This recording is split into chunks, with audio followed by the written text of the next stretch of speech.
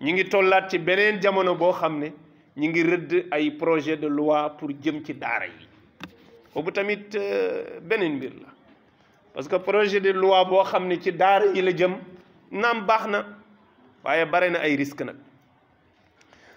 ndax lu bare ci ñiy defar loi yi xamuñu daara xamuñu réalité daara xamuñu nu daara di dundee xamuñu sax lan mooy daara ñu bare tamit ci waa daara yin ko war a def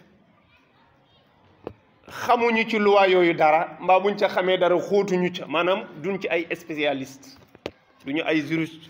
waaw nga war leen a tënk ci texte yoo xam ne mën nga leen a won ci kaw nii na rafet na baax na pour yéen la dama leen di dimbali fekk laxas nga ci loo xam ne ñoom mooy seen deewu ëllëg